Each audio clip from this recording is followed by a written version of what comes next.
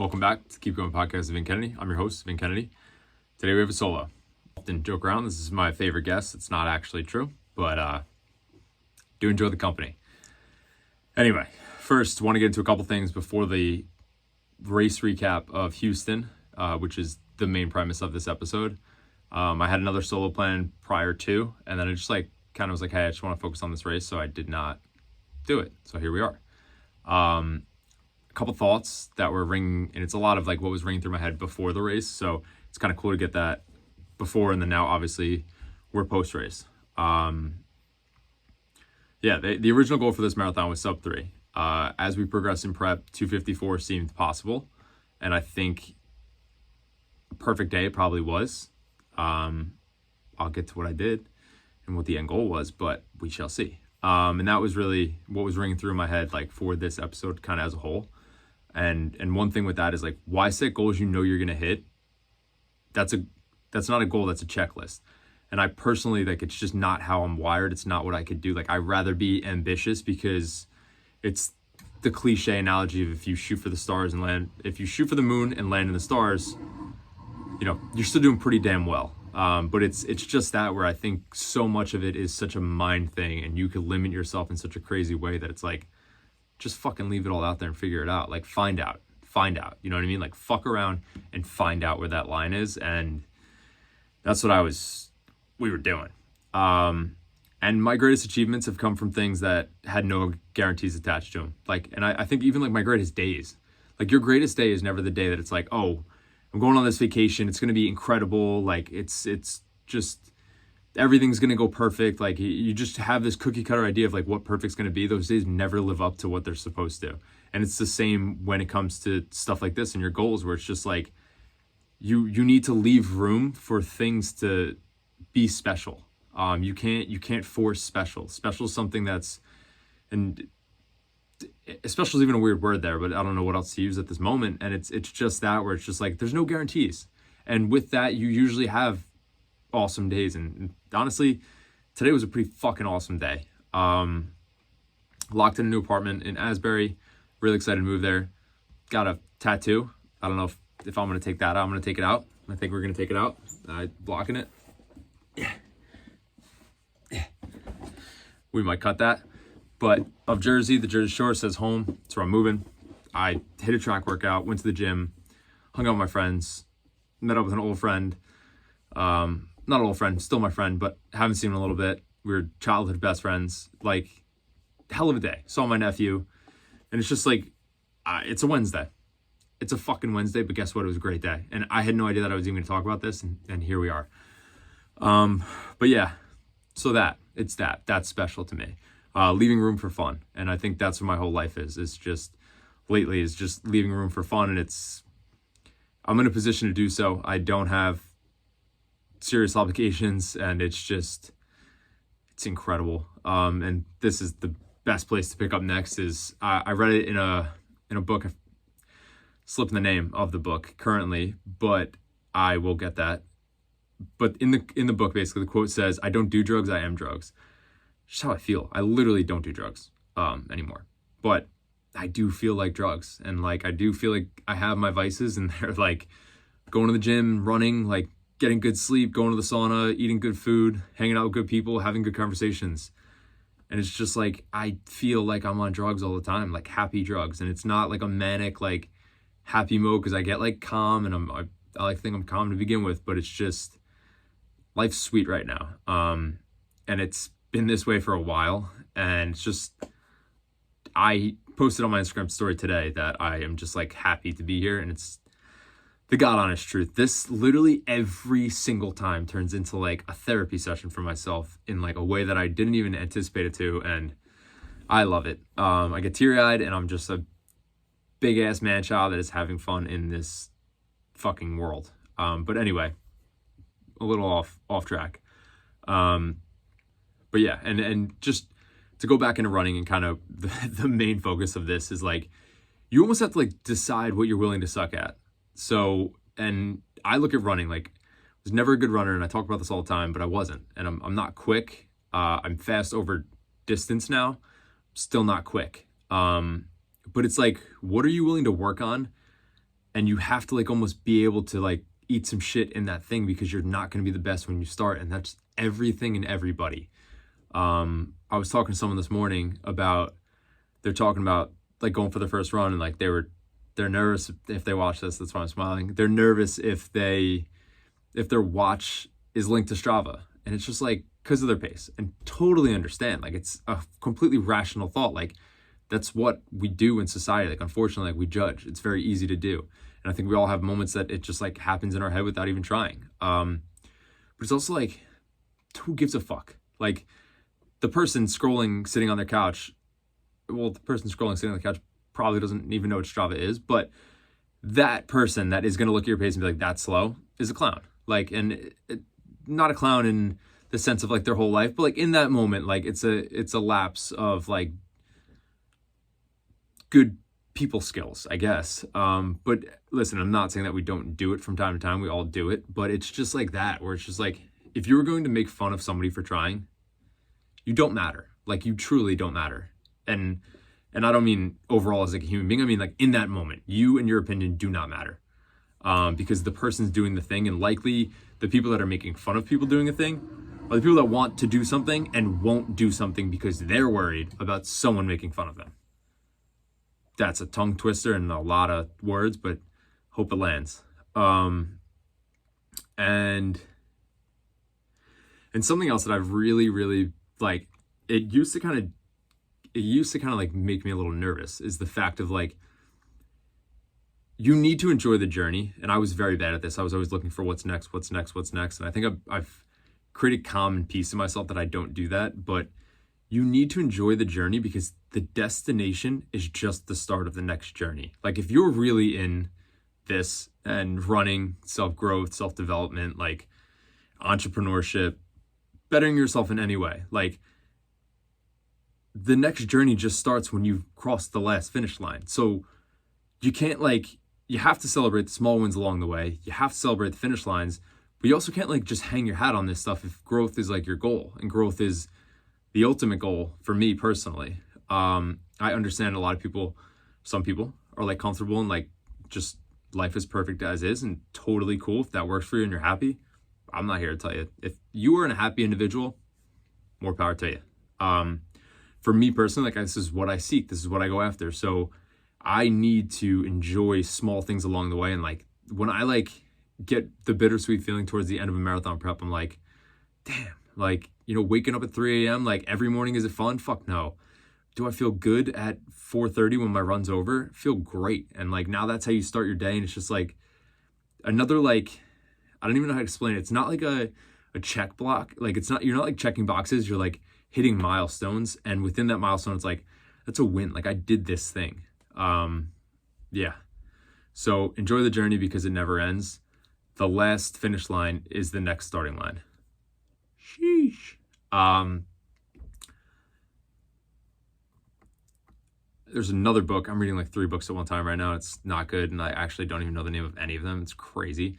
But in this book, it's a Navy SEAL explaining like mindset and just like really just mindset and like key characteristics of like a leader. And something he really hit on was like, you have 2 wolves inside of you. And I've heard this parable like worded so many different ways and from so many different people, but you have 2 wolves inside of you. One is like a fear wolf and one is a courage wolf, and you have a choice in moments to feed either wolf. And obviously if you feed the fear wolf, you're kind of like succumbing and like almost like losing that battle. But if you feed the courage wolf, you're winning. I think that's what a lot of life could boil down to. It's like, which voice in your head are you taking inventory of? Like, are you listening to the positive or the negative voice? And then one last thing I want to touch on that is kind of like not race involved at all is the idea of like, everybody starts the new year so fresh, like goals and all of that, and like not perfect by any stretch of the imagination. I fall off from time to time, but I'm really consistent with a lot of stuff. So when the new year rolls around, I almost feel like I'm not doing enough because I don't have these like giant things that are shifting and changing, because I've kind of like implement them like as the year goes on to like better, to actually become optimal. I do so. So for me, it's like I kind of get this feeling of like, am I not doing enough? So I almost get this like end of the year, like, I don't even want to call it a low, but I kind of get this like, I don't know. I don't even know how to explain the feeling. It's just interesting. And I know a couple of the people I've spoken with, like in a similar mindset as me, have the same feeling. And it's almost like a slight feeling of inadequacy as far as like, is there more I could be doing? But I also think I'm someone that if I tilt that scale too much, like I'm just going to lose myself. So it's like, no, like it's okay to like kind of like not foot off the gas, but like not be 100% all the time. But yeah. And now let's get into the race recap, because that's what the people are here for. Probably not, but that's what I'm here for. Race recap. So generally I keep a fairly low carb diet. Just don't eat a ton of carbs. I like fruit. I like vegetables. I like sweet potatoes. Don't really eat rice. And then all the protein in the world. Of course I eat other things. Of course I eat out. Of course, like when I eat out, I get carb meals and stuff like that. But generally my Monday through Friday is pretty like cookie cutter and like low carb. It's just how I run optimally.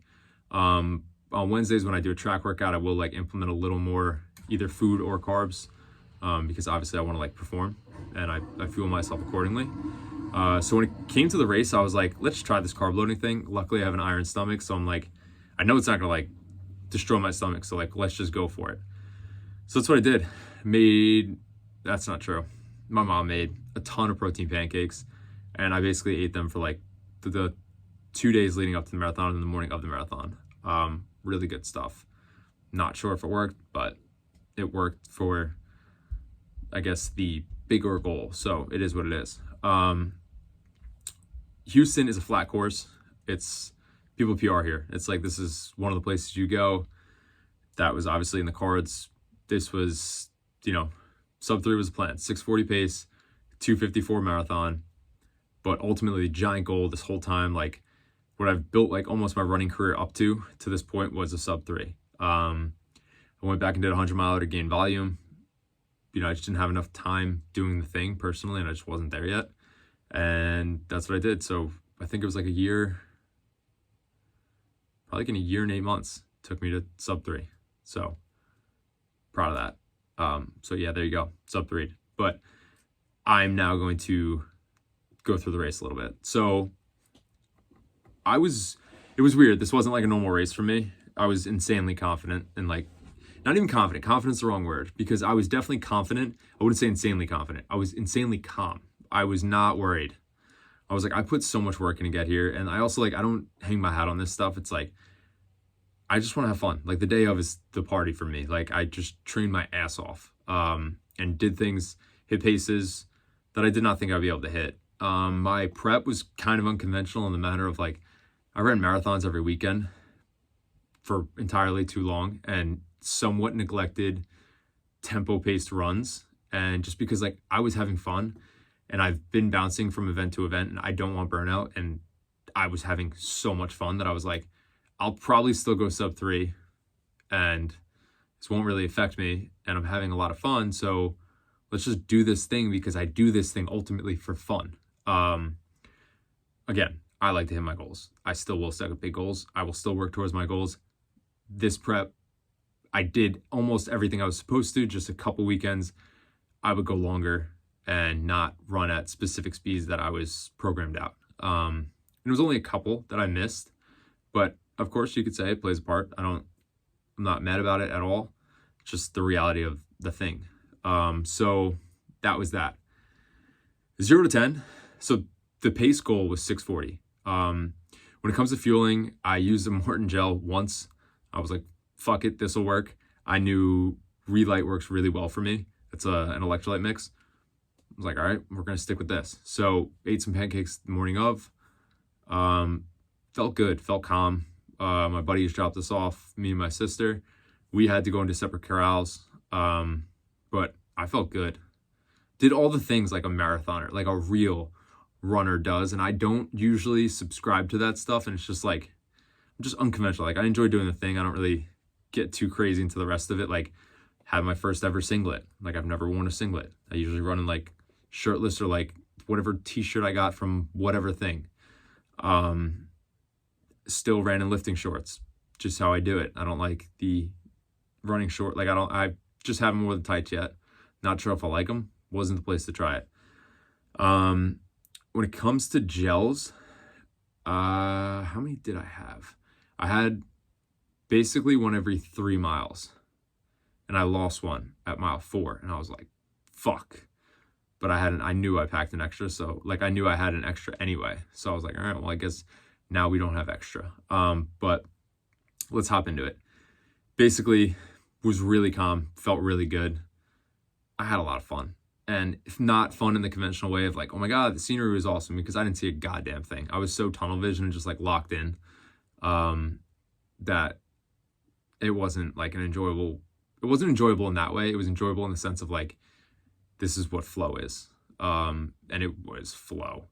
0 to 10 was like absolute butter. And now you're in a city, so city, your GPS watches get thrown off. So it's kind of tough to do that. And kind of like ensure that I was hitting the paces that was almost positive, but couldn't really be positive, like dead on. So I think I texted, my buddy Greg texted me at the 10K, and I was like, all right, well, he texted me, I know he's here, and he could obviously check the my tracker. So I was like, I'm just gonna not text anybody else and just only text Greg and listen to my music and run this fucking race. So I texted Greg at 10K, and I was like, hey, where am I at pace-wise? He's like, you're at like a 6:41. I think I was at a 6:41 through the 10K. Goal was 6:40. So I was like, all right, not bad. I could pick that up. As it progressed, I felt good. 10 to 14, still felt great. So I PR'd my half marathon. Cool. I mean, my PR was a 1:28. I think I hit like a 1:26. I was like, shit. I mean, but that was part of the plan. I saw Dan and Greg at 15. I think I ran like my fastest mile around there because they were like hyping me up. I was going nuts. I got excited, and I knew like I had to just kind of like calm myself down. Yeah, just tunnel vision. It was just hitting gels when I was supposed to. I over electrolyted for sure. I think I did. And anybody that's like listening and like knows this is not good, but I'm okay. I think I did 2 scoops before the race, or 3 scoops of Relay, which is like 1,000 milligrams of salt. It's a lot. And then I think I did 3 scoops in a water bottle, or did 2 scoops for the race, 3 scoops in a water bottle. Then Greg at 15 handed me another water bottle with 2 scoops in it. So that's like, I don't know, what was that? 5, 6, 7, 8,000 milligrams of salt. And then I had salt tabs on me. And then I was drinking Gatorade electrolyte that they were handing out at the aid stations as I was running out of bottles. Entirely too much salt. Felt like garbage on the back end of this, but I will get there. I also had salt sticks. I think I had like 4 of them. I was just like, I can't bonk. I need to finish this thing, and I want to do this thing. I definitely started to like feel it at 17. Wasn't full fatigue. Wasn't like it was like, that's when I was like, okay, this thing kind of started. And I think that was just in my head anyway, like 16 to 20 is where this thing's going to really start. So like if you're not good till there, you got problems. And if you're good till there, good, because maybe now you're not good. So then I was able to like kind of like balance myself out. Felt okay. I started to realize like, hey, just because of like chip time, and then really, and this is zero excuses, the pace was hard to hold for 26 miles. Just the fucking God honest truth. To me, that is fast. To me, it is no longer fast. I've come to terms with understanding that I will run a marathon. Whatever I run next is going to be faster than that. So I have to understand that that's not that fast anymore. But in it, the shit was fast. So something that was happening that wasn't like the most ideal. One was the half marathon goes on at the same time. There was a turn for the half. There was a straightaway and a turn.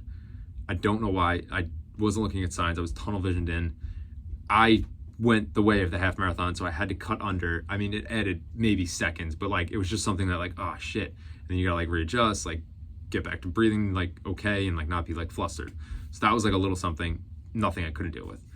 Next was I was in Corral B because my last marathon, my time wasn't fast enough to put me in Corral A.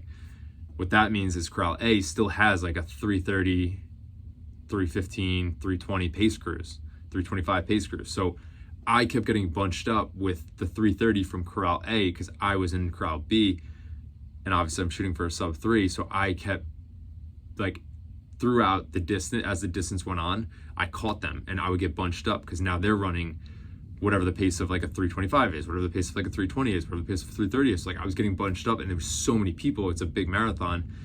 It was a lot of weaving in and out. And then there were certain parts where I couldn't go anywhere. There was nowhere to get around. So like I had to like kind of pull back a little bit to then get around when there was an opening.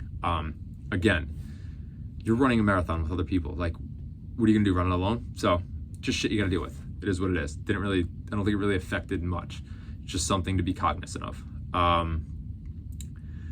So yeah, 20 started hit like, okay, we're feeling this. I realized I was more on pace for like a 6:43 or 6:45 at this time. It's like, all right, we'll still go sub 3. So I was like, let me just like kind of gather myself. Like, you're still running a great race. I was insanely proud of myself just being there in that moment. And like, I was like, fuck it, you're just have fun, like relax.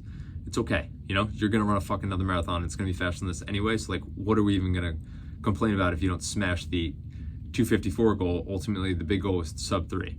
And that's not like watering it down. It's just the reality of it. And like, hey, you're in this. What are you going to do? Go 6:20 these next 2 miles and then maybe bonk the last whatever and not even go sub 3? No. So let's just see what we could do. I saw Mike, my buddy Mike was there. Saw him at mile like 20. It was a cool pick me up. Kind of needed it. And he was like screaming. He's like, I don't even know what he said. My music was blasting. I didn't hear anybody. Didn't talk to a single soul on that course. But it was cool. It was awesome to see him. That was great. 2025 was an absolute gut check. At one point, I think this was even before that, I was so like, I don't know if it was oversalted or like what was going on, but I was feeling it. And like my headphones were playing music crystal clear. I was like, oh, my left headphone's not working. No, it didn't. And I was just like, and then I was like, wait, I just can't hear on my left ear. And I was like, yes, I can. Like, what? It was like a weird mind game that I don't know where it came about, but it did. Just put my headphone, took it out, put it back in. It was fine. So I don't know why, but that did happen. It's just something I remember. But honestly, a lot of it just felt like flow. Like it really, there's no other way to put it. Like, I don't even know. It wasn't my most enjoyable flow, but it felt like flow. Like a lot of it just felt smooth. I felt good. But yeah, so then 22 to 25 was an absolute gut check. Just hard. Like, I don't care, 640, 645 wasn't fun. 22, 23 miles in. But those are the miles that like define you. And like, it's the craziest thing ever because that's when I really realized like, hey, you're going sub 3, buddy, but you're not going 254, right, pal? We'll get them next time for that one. But I just like, I felt good still. And I just felt confident. I felt like strong. And I felt like there was a sense of like pride regardless. And that was cool. It was like cool to have that of myself while I was doing the thing. And then 25 was my slowest mile. They say there's like hills there. So basically the thing's dead flat. And then I think like 22 to like 25, there's like slight inclines and you're just used to dead flat because that's what you've been running for 22 miles. So anything of any sort of incline kind of feels like a little bit of an actual incline. So like, I guess there were a little bit of inclines there. And definitely felt whatever that was. And also just like, you're that deep in a marathon, you're racing the marathon, like you're supposed to feel this. Yeah, so 25, I basically just told myself, I was like, all right, you're not gonna take it easy, but you're also just not gonna stare, you're not gonna fixate on your watch right now. So let's just do this mile, see how we feel, because then you have 1.2 left. So like, just fucking relax. Also notice that our watches were off by like a quarter of a mile, so I knew like 26.5 was gonna be the end of the race, which is just so annoying, but like it is what it is and there's nothing you could do. So that's what I did. 25 kind of like, I wouldn't even say, I just coasted. Like I was still where I was.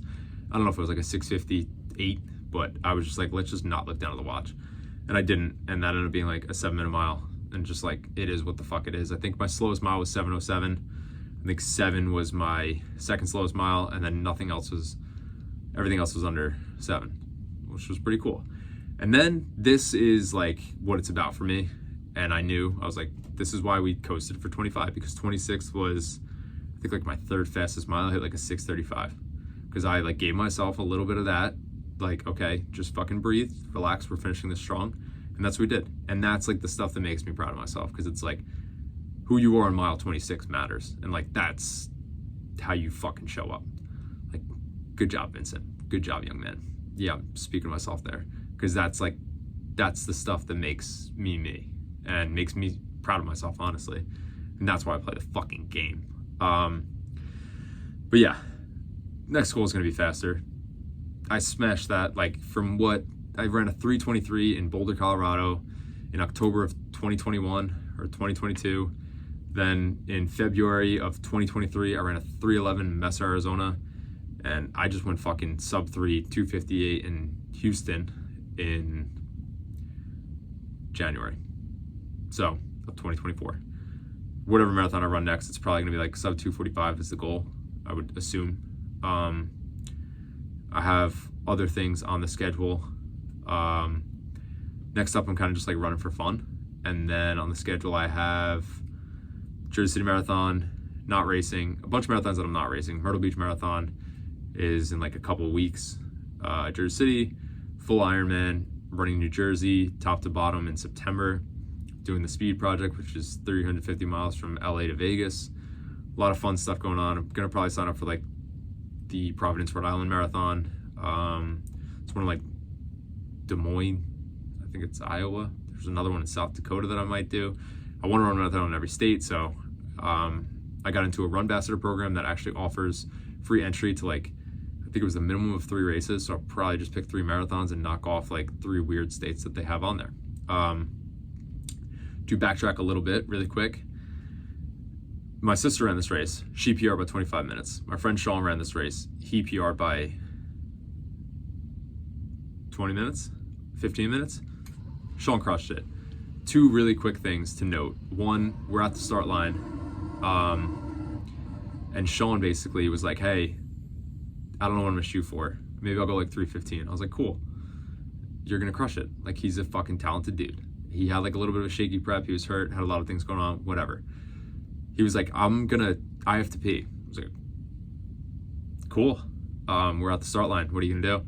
He had like 8 minutes. He was like, I'm going to wait, and then when like it kind of starts to hurt or whatever, I'll just go to the bathroom. Fuck no. No, you're not, because I'm gonna be hurting out there, buddy. So you're gonna be hurting. So why don't you go to the bathroom now, and then you get back in the corral, and you start with everybody, and then when it starts hurting, you just keep fucking pushing through. And that's what Sean did. And I know that Sean would do the same for me, and I'm not calling Sean any names. I understand it sucks, and you know it's gonna suck. And when things are gonna suck, you wanna talk yourself out of things. And it's not what we do around here, Pop. So Sean fucking crushed it. I'm hella proud of Sean. Jen, PR by 25 minutes. We did a whole episode together. I don't know how this fucking kid does this stuff. I don't know why she does it to herself, to be honest with you, but proud of her. Now, very quickly, I am totally okay. I spent probably an hour in the medical tent after the race, hour and 25 minutes in the medical tent after the race. Basically, got to that finish line. I was fucking hurting. Took my shoes off. Don't know why I did that. It was disgusting. Then I walked over to medical and I was like, hey, I might be okay. I might pass out. And I legitimately, like, I know how ridiculous it sounds, and I'm not like some like tough guy or whatever. I just didn't want to cause a scene. I was like, I might pass out, and if I walk over there and there's no medical over there, and then I pass out, they might have to call an ambulance. It might be like a whole thing if I go get my parents. Like, you know what I mean? Like, if I go try and get to where they are and I pass out in front of a group of people, I might scare people. So I don't want to do that. So in case I pass out, I'm just going to come over here. Now, in doing so, I chugged a water. I put an element packet in a water, chugged that. The guy was like, oh, they have bananas over there. I was like, if you don't mind, can you get me one? I was trying to be super nice because I was feeling a little bit. So gave me that, ate the banana. He's like, oh, they also have chocolate milk. At this point, why not, buddy? Bring it over. So brought it over, chugged the chocolate milk. Not a good idea, okay? Because I just had 9 Morton gels and 10,000 milligrams of salt. So my insides just felt fucked, and there's no other way to put that. So I'm sitting down, and they're asking me questions. They're taking my blood pressure. And I'm like, listen, guys, I'm okay. I really am. I just need to sit down a little bit. I just don't want to pass out. And we'll figure it out. I'll get up in a couple minutes. We'll be fine. Now I'm sitting there. It's a bunch of medical students. I asked them a million questions because I'm just a curious, annoying fuck. And they basically were like, I don't know. Basically, I was about to throw up. And I said to the girl, I was like, hey, I'm going to throw up. She said, you can't throw up here. I said, I don't have a choice, okay? And I was luckily able to hold it. They got me to like this little like cot, laid on the cot, put my legs up, my legs fucking basically shaking. I was just going through it. Then I got a little bit of the cold sweats, got a little nervous. I was actually okay. Then one of the medical students, not their fault. You probably think people are dehydrated, out of electrolytes. Not this guy. I just drank 10,000 milligrams of salt. It's the last thing I need. Kid was like, hey, we're gonna give you more electrolytes. I said, buddy, with all due respect, please don't fucking do that.